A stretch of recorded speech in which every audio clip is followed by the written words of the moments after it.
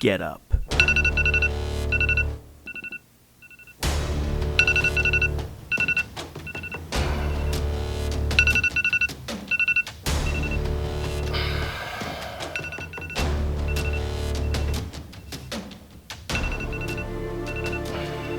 Shut that alarm off. And don't you dare hit snooze. Make your bed faster.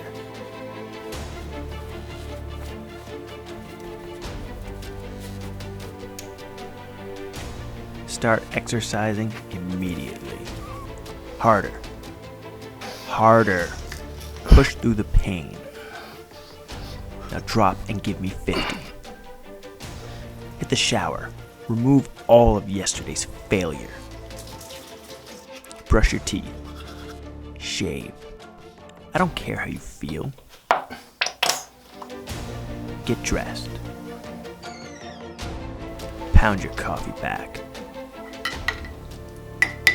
If you're not up and doing this at 4 a.m., you've already failed. So that's a bit extreme, but I think the message gets across.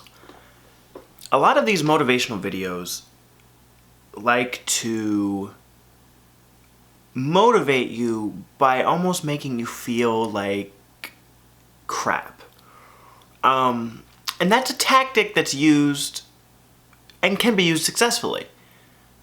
But it's not the only tactic. Understanding that people are human and they don't have good days consistently. They're not constantly firing on all cylinders. They're not going to hit their goals every day. Is a fact of life. And allowing people to be alright with that not every day is going to be their best day, that not every day they're going to go achieve greatness, is very comforting and motivational. I'm not saying we should get rid of motivational tactics that use, these you're bad unless you do this every day kind of mindset. I just think we can also show the other side of the coin.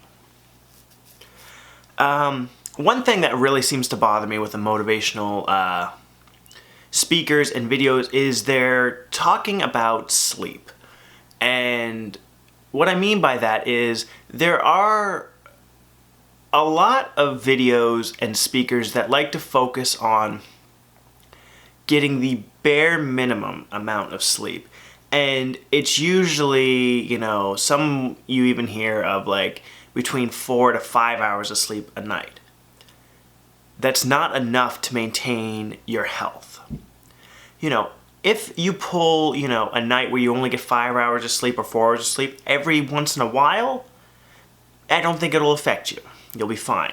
It'll be a miserable day probably, but you'll get through it with no health problems. But if you consistently are only getting 4, 5, 3 hours of sleep a night, you are going to burn yourself out very quick. And it takes longer to recover from that.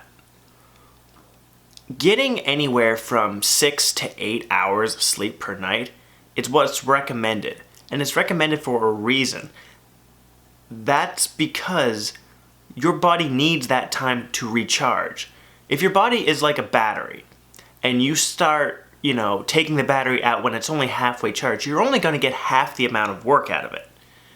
You might be able to pull it out and start going at the work sooner, but you're not going to be able to put your full 100% of your energy into it. In my opinion, I'm not a doctor. I'm not someone who has a very successful career, but I'm working towards that.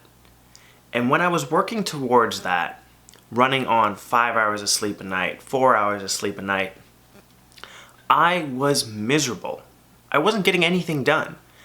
It was more or less just trying to go through the day and just get it over with. I wasn't enjoying myself. I wasn't being as productive as I thought I could. My brain was completely mush. But once I started getting between my 6 and 8 hours a night, things changed. I did a complete 180. I started feeling good again. I started waking up excited and rested and ready and sharp to take on whatever challenges, came through that day.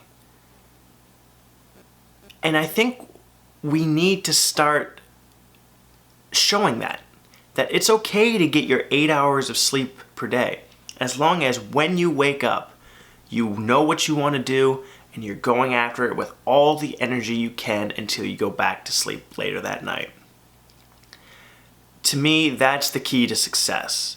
It's not working yourself to the bone and nearly putting yourself in possibly a life-threatening situation.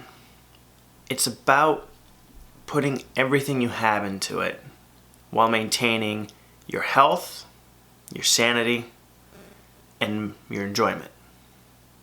Thanks for watching.